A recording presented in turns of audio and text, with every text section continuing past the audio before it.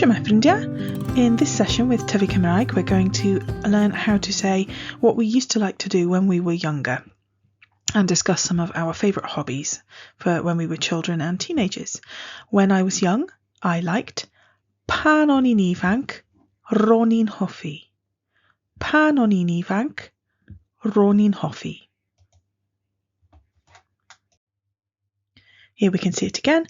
Pan o'n i'n ifanc, when I was young, ro'n i'n hoffi, I liked, or I used to like. There is a slightly fuller version of this sentence, and o'n and ro'n come from oeddwn and roeddwn. So the slightly fuller version is pan oeddwn i'n ifanc, roeddwn i'n hoffi. Pan oeddwn i'n ifanc, roeddwn i'n hoffi chwarae. Or, in the shorter version, which most people use, pan o'n i'n ifanc, ro'n i'n hoffi chwarae. When I was young, I liked to play. Let's extend this sentence a little bit more. Pan o'n i'n ifanc, ro'n i'n hoffi chwarae efo tegannau. Pan o'n i'n ifanc, ro'n i'n hoffi chwarae efo tegannau. When I was young, I liked to play with toys. Pan o'n i'n ifanc, ro'n i'n hoffi gwersylla. Pan o'n i'n ifanc, ro'n i'n hoffi gwersylla. When I was young, I liked to camp. Pan o'n i'n ifanc, ro'n i'n hoffi gwersylla yn yr ardd. Pan o'n i'n ifanc, ro'n i'n hoffi gwersylla yn yr ardd. When I was young, I used to like camping in the garden. Pan o'n i'n ifanc, ro'n i'n hoffi gofalu am anifeiliaid. When I was young, I liked to care for animals. Pan o'n i'n ifanc, ro'n i'n hoffi gofalu am anifeiliaid anwes. Anifeiliaid anwes is the word we use for pets. Anifeiliaid anwes. Pan o'n i'n ifanc, ro'n i'n hoffi gofalu am anifeiliaid anwes.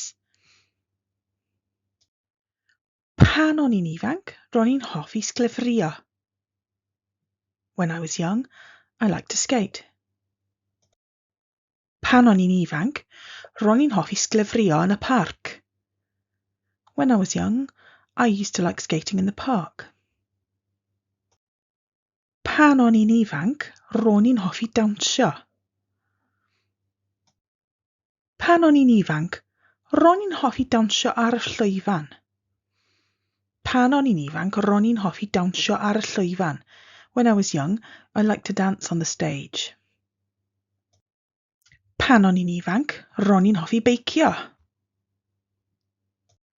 Pan o'n i'n ifanc, ro'n i'n hoffi beicio gyda ffrindiau. When I was young, I liked to cycle with friends. By changing a few words in this pattern, we can change the meaning to talk about other people. When he was young, he liked. Pan oedd e'n ifanc, roedd e'n hoffi. Depending on where you are in the country or who you're speaking to, there can be some variations to these phrases. Take a listen to this one, which you might or more often hear from people living in North Wales. Pan oedd o'n ifanc, mi oedd o'n hoffi. Pan oedd o'n ifanc, mi oedd o'n hoffi. When he was young, he liked or he used to like. So here we've changed e to o, and we've added a little extra word, mi, in front of oedd. So mi oedd o'n hoffi. We've also got rid of the r. The mi doesn't mean anything by itself. It's just a slightly different way of saying this phrase. Pan oedd o'n ifanc, mi oedd o'n hoffi. Pan oedd e'n ifanc, roedd e'n hoffi chwarae gemau fideo. When he was young, he liked playing video games. Pan oedd o'n ifanc, roedd e'n hoffi chwarae gemau fideo a chyfrifiaduron. That's a tricky word. Chyfrifiaduron. Pan oedd o'n ifanc, mi oedd o'n hoffi chwarae gemau fideo a chyfrifiaduron. When he was young, he liked playing video games and computers. Pan oedd e'n ifanc, roedd e'n hoffi marchogaeth. When he was young, he liked horse riding. Pan oedd e'n ifanc, roedd e'n hoffi marchogaeth ar y fferm. When he was young, he liked horse riding on the farm. Pan oedd e'n ifanc, roedd e'n hoffi chwaraeon. When he was young, he liked sports. Pan oedd e'n ifanc, roedd e'n hoffi chwaraeon a chadw'n heini. When he was young, he liked sports and keeping fit. Here, cadw has changed to chadw with a treiglad llais, an aspirate mutation, after the word a, which means and. Pan oedd e'n ifanc, roedd e'n hoffi chwaraeon a chadw'n heini. Pan oedd e'n ifanc, roedd e'n hoffi peintio. When he was young, he liked painting. Pan oedd o'n ifanc, mi oedd o'n hoffi peintio lluniau. When he was young, he liked to paint pictures. Let's change the pattern a little bit again, this time to talk about what she liked. When she was young, she liked. Pan oedd hi'n ifanc, roedd hi'n hoffi. Pan oedd hi'n ifanc, roedd hi'n hoffi. Pan oedd hi'n ifanc, roedd hi'n hoffi bwyta losin. When she was young, she liked eating sweets. There are lots of different words for sweets in Welsh. Da, which is like bonbons or ferins. Which ones do you know? Pan oedd hi'n ifanc, roedd hi'n hoffi bwyta losin. Pan oedd hi'n ifanc, roedd hi'n hoffi bwyta losin a hufen iâ. When she was young, she liked to eat sweets and ice cream. Pan oedd hi'n ifanc, roedd hi'n hoffi nofio. When she was young, she liked to swim. Pan oedd hi'n ifanc, roedd hi'n hoffi nofio yn y môr. When she was young, she liked to swim in the sea, yn y môr. Pan oedd hi'n ifanc, roedd hi'n hoffi canu offeryn. This means when she was young, she liked to play an instrument, a musical instrument. Notice the word canu by itself means to sing. Pan oedd hi'n ifanc, roedd hi'n hoffi canu would mean when she was young, she liked to sing.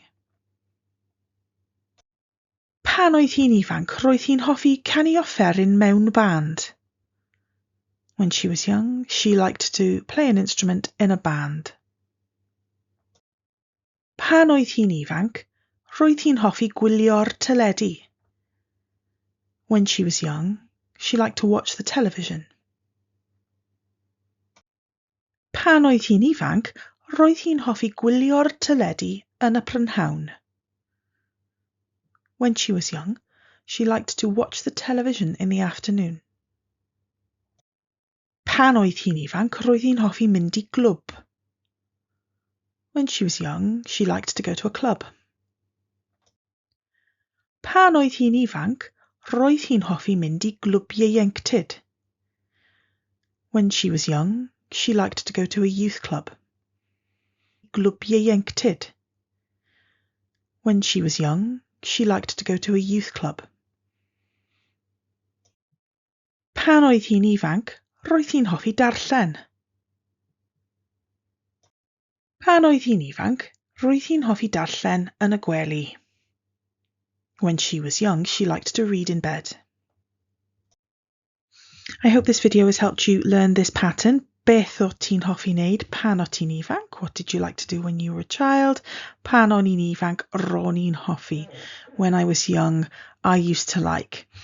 You can go back through and watch the video as many times as you need to practice these patterns, but you can also head over to tyfu-cymraeg.co.uk where you'll be able to find a free set of flashcards and practice pack which you can print out at home. If you'd like more from Tyfu Cymraeg, you're very welcome to join the Tyfu Cymraeg Learners Club. You can find us on Ko-fi. If you just go to the website tyfu-cymraeg.co.uk, you'll find a link there and there's lots more information about it. But each month you can find a workbook, free flashcards to print out at home, vocabulary, some online games and other activities. And there's lots of encouraging posts and updates on coffee as well. And you get access to me via an email address if you've got any challenges that you need some support with when you're learning Welsh, if you want to run some grammar by me, or you just need reassuring that you're on the right path with learning, because it can be a tricky road when you're trying to learn a brand new language to you. There's also lots of learning material in an exclusive archive that you can access, as well as discounts on courses and classes, and access to online lessons as well. That's the Tyfu Cymraeg Learners Club, which I'd love for you to join.